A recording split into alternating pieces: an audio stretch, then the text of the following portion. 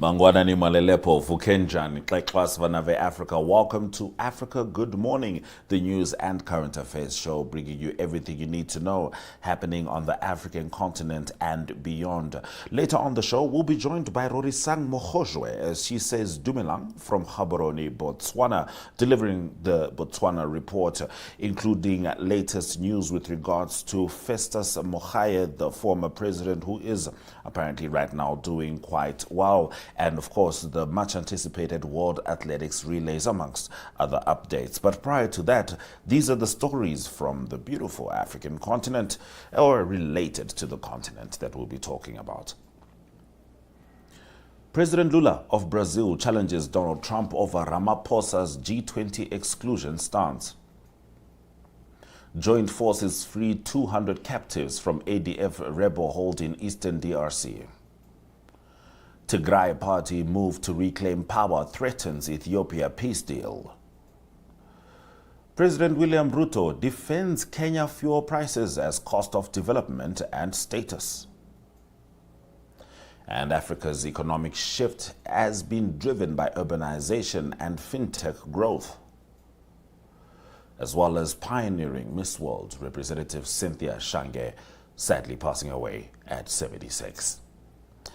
DSTV 285, GOTV 25, oneup2.com, Network Media Hub, NTVAFRIKA.MY.NA is precisely where you can watch the show. My name is Ashwin Mbedi. Top story shortly. Namibia is a land of movement, with waves that never stop reaching forward. Here, adventure is not something we search for. It is something we are born into. In every corner of this country, creativity rises. From artists, from athletes, from dreamers. And when the world comes to explore Namibia, they discover something extraordinary. Because when sport moves people, creativity moves ideas, and tourism moves the world toward us. Something powerful happens. A platform where movement meets imagination, where industries connect, where opportunity grows, where Namibia's next chapter begins. Welcome to the Creative Sport Tourism Expo. Exhibit, partner, experience. Creative Sport Tourism.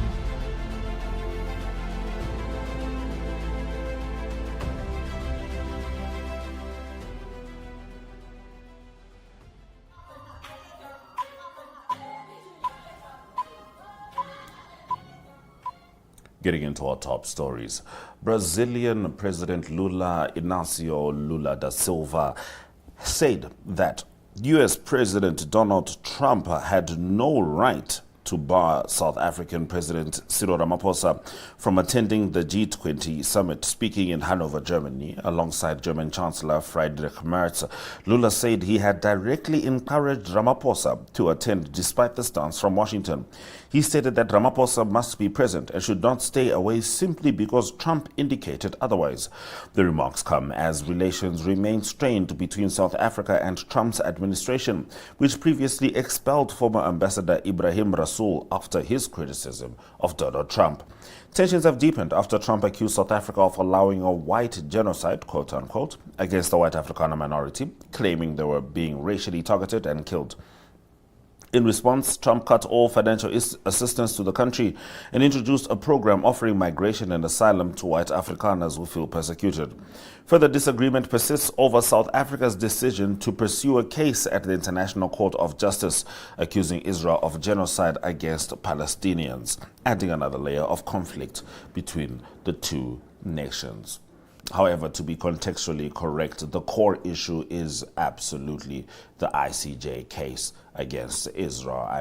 We all know in the journalistic field that is how everything has unfolded. It started with the opposition to that case, and it eventually flowed into these broad accusations which have been denied by Pretoria. Now we move on to our next story. Ugandan and Congolese forces have reported the rescue of at least 200 civilians from captivity by an ISIL-linked rebel group in the Eastern Democratic Republic of Congo. The captives were freed last week after being kidnapped by the Allied Democratic Forces, according to Uganda's military. Those rescued from a camp along the river Epulu were found in poor health, with many recounting harsh conditions including lack of food, forced labor, and punishment for disobedience. Several appeared frail and were suffering from untreated illnesses such as malaria, respiratory infections, and physical exhaustions. The ADF, which began in 1994 in Uganda and later pledged allegiance to ISIL, moved into eastern DRC after military offensives and has since intensified attacks along the border. United Nations figures indicate the group has killed thousands of civilians and frequently kidnapped civilians, forcing young female captives into marriage. We now move to Ethiopia, where Tigray's main political party has announced it is taking back control of the region's government, effectively voiding a peace deal with Ethiopia's federal authorities that ended a devastating conflict. The Tigray People's Liberation Front made the declaration in a Facebook post, accusing the federal government of violating the Pretoria Agreement. It alleged that the government provoked armed conflict with Tigray, withheld funds for civil servants, and extended the interim administration's leadership without consultation. The party warned that the federal government appeared to be moving toward renewed war. The statement prompted a response from Getachew Reda, who described it as a clear rejection of the post-war structure established under the agreement. The federal government has maintained that it abides by the accord and previously accused the TPLF of plotting against it. The civil war between 2020 and 2022 killed hundreds of thousands, according to researchers, before ending with the African Union-mediated Pretoria Agreement. Now, amidst huge global crises with regards to fuel and petrol, particularly linked to the Strait of Hormuz, President William Ruto has defended fuel prices in Kenya. Now he's linking them to the country's economic classification and infrastructure demands. He said Kenya, as a middle-income economy, cannot be compared to neighboring states classified as least developed countries. Here is President William Ruto in his own words. I know many people in Kenya keep asking, why is it that sometimes prices of fuel are different in Kenya from our neighbors? And sometimes maybe it's good to let them know, because it's important for people to know. Three things. Number one, Kenya is a middle-income country. Our neighbors are least development countries. There's a big difference. If you want to compare Kenya fairly with others, compare Kenya with other middle-income countries. That is how you will get the figures right. Middle-income countries like Kenya are possibly have higher prices than Kenya, or the same. That's number one. Number two, our fuel supports transport infrastructure. I just want Kenyans to know that we have 20,000 kilometers of tarmac to maintain, and we have 6,000 kilometers of tarmac under construction.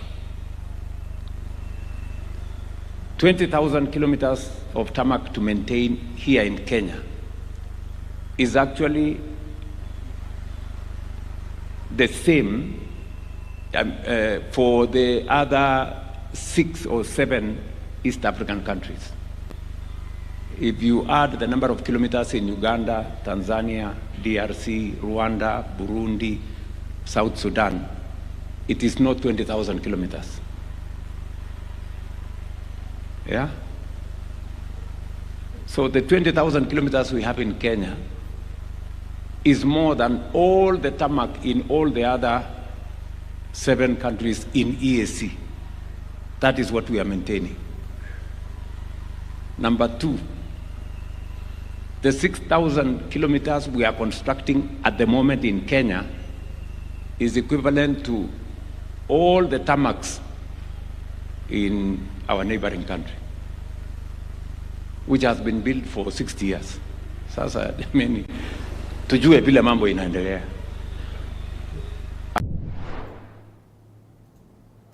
Now, Africa has experienced a steady acceleration in economic as well as digital transformation over the past decade, with growth averaging 3 to 4% despite ongoing crises.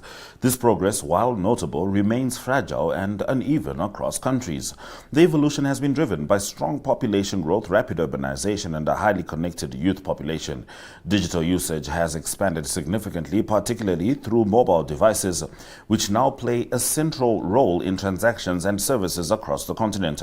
One of the most dynamic sectors emerging from this shift is fintech, with companies such as Flutterwave and Paystack attracting international investment.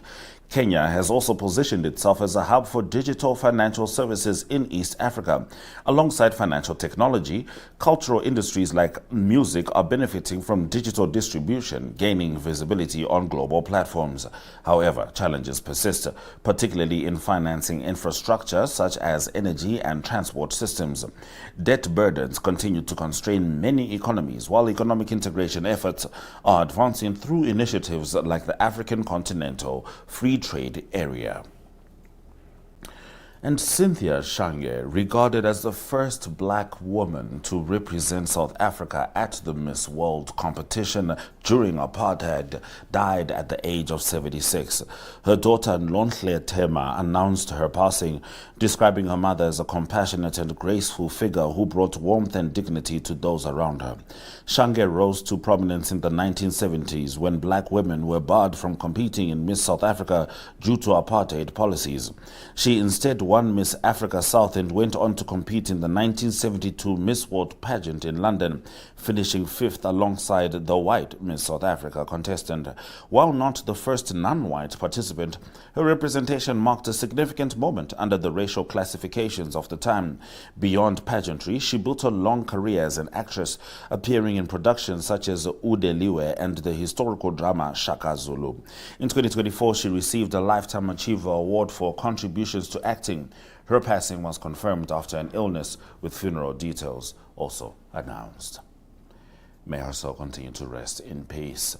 This is Still Africa. Good morning. We're going to take a quick break before we return with the Botswana report.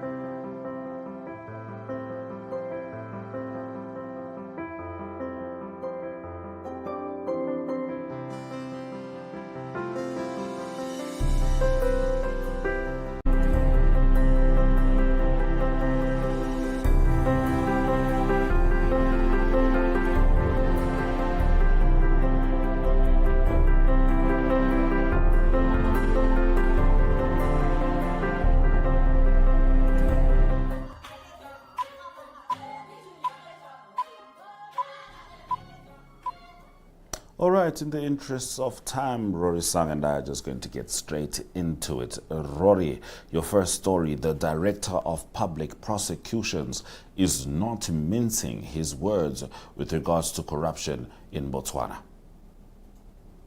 Power will not protect you. Money will not protect you. This was a warning by the Director of Public Prosecutions, to political leaders as well as senior government officials, including ministers, permanent secretaries, directors of government departments, saying that any attempt by members of the executive to interfere with the office, with the work of his office, will now be met with resistance, as his office is now preparing to pursue and take on high-profile cases. Now, Ngakachai was speaking during the unveiling of the roadmap of the Directorate of Public Prosecutions, where he said that cases of national importance, particularly those high-profile cases, including corruption that involves political leaders and senior government officials, will now be prioritized. Now, this is especially important in light of the fact that results of a comprehensive forensic audit that was ordered by President Duma Boko are expected to be released very soon. The president did say that he's expecting the report to be handed over to his office by the 30th of April. So results are expected to be published shortly after. And so when DPP Ngakahai was unveiling his national roadmap, he did mention that several cases, both historic and current, will soon be brought before the courts as part of efforts to clear the backlog as well as strengthen accountability amongst especially senior government officials who he says that, the government enclave is a crime scene. He alleges that there is a lot, or rather there is widespread corruption that involves politicians, permanent secretaries, as well as other senior government officials. And so this is also very important because members of the public have in the recent past questioned as to why the state through the DPP has lost several major or high-profile cases. And just to name a few, the NPF scandal, the National Petroleum Fund scandal, as well as the case involving former President Ian Khama and South African businesswoman Bridget Motsepe, just to name a few. These are, several of the high-profile cases that the state or the DPP has lost. And so Khositsi Lengakahai was saying that now his office is preparing to take on some of these high-profile cases that are from the past as well as those that are current, in order to ensure that there is accountability and also to clear the backlog, because he says that government is actually inundated by, the backlog of cases that dates back to many, many years. And so the DPP has not been able to properly and efficiently execute its mandate because of the backlog of cases, but now they are preparing to pursue these cases and also to prioritize those that are of national importance. Believing somewhat that power will protect, that privilege will protect, that office, political or otherwise, will protect. We sound a clear warning today. Power shall not protect. Money shall not protect. Privilege shall not protect. Status shall not protect. If we receive a docket here, if the evidence is sufficient, we shall move swiftly and we shall move decisively to hold you to account. That is the position of the Directorate at the present moment, and that is the position that shall remain as long as this dispensation abides under my directorship and with the cooperation of all my colleagues behind me. A very heavy-handed stance which is needed given the circumstances. I'm going to say goodbye now as Rorisang Mogojwe takes us out, because we know we need some good time with regards to the next story. DSTV 285, GOTV 25, OneUp2.com, Network Media Hub, NTVAFRIKA.MY.NA is precisely where you can watch the show. Tomorrow we return as Ari Hohat takes us through the South Africa report. And of course, will remain your portal into Africa's most potent stories. So from me and the Africa Good Morning team, we say Swaraj Zakanaka. However, Rorisang Mogojwe, talk to us about Botswana unveiling diamond-embedded medals for the World Relays. President Duma Boko has officially unveiled the medals for the World Athletics Relays, which for the first time in the history of the event will feature natural diamonds, and not just any natural diamonds, but diamonds from Botswana, who will be playing host to this very event, which will be taking place for the first time on African soil, right here in Botswana, in Gaborone at the National Stadium. Now, the launch forms parts of efforts by the country to strengthen the local diamond value chain through cutting and polishing as well as marketing. And so the president, when he was launching the medals, he said that they represent more than just design, but they are a symbol of the people of Botswana, as well as the heritage and the natural resources of the country. Now, the Okavango Diamond Company has also stepped forward to feature, or rather to sponsor this event by 10 million pula, which is about $746,000 US. And they are also sponsoring with 120 of these medals, which are embedded with locally processed diamonds. Now, the event is set to take place from the 2nd until the 3rd of May. And like I said, it is taking place for the first time in Africa, and it's going to attract competitors from over 50 countries. Now, Botswana is fielding a very strong team. We're expecting the Olympics champion Litsile Tebogo, as well as the world champion Colin Kibina-Tipi.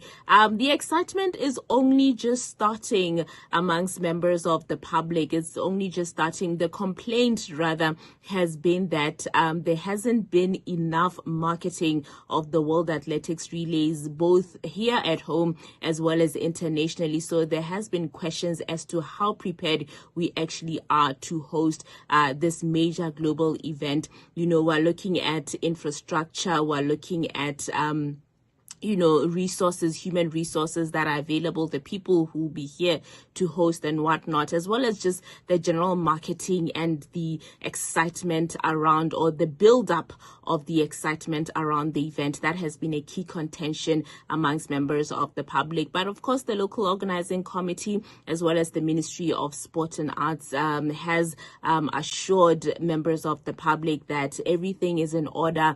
Preparations are at an advanced stage. And the president actually took to the podium last week when he was launching a solar plant, calling on members of the public to put on their patriotic hats and come out and support the athletes, especially the local team who will be representing Botswana at this global event at the World Athletics Relays.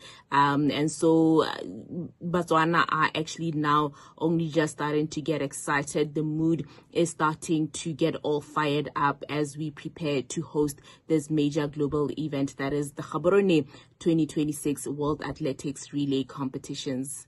Le rotloetsa betso gona le diphadisano tsa mabelo World Athletics on the 2nd to the 3rd of May in the Republic of Botswana at the National Stadium in Gaborone. We have some of the finest athletes in the world, world class, folks who hold records, folks who are doing amazing feats on the international stage. And one of them, Colin Kibina-Tipi, ran sub 10 seconds in 100 meters, and he's a 400-meter guy. You can see that these kids are pushing limits. These young cats are extremely driven, passionate, committed athletes. So they will be pitting themselves against others from the world on the 2nd to the 3rd of May. Let's all be there to witness this beautiful spectacle of sport. And let's go give support to all the athletes. And let's make our country the best and the proudest host. So thank you very much to all of you. I hear complaints that the event is not being fully marketed. Please ramp up the marketing. Take it to the bedrooms and living rooms of all our people so that they come and support. And we can have light moments even in the face of the challenges that we have to wrestle with on a daily basis.